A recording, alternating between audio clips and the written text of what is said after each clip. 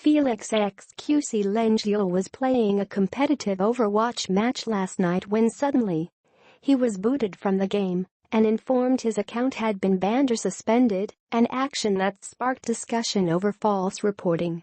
Outstream video. Lengyel was mid-match when it occurred, leaving his teammates down a player after the punishment was placed on his account. You can see the confusion when the game goes from just an average end-of-round screen to the login page.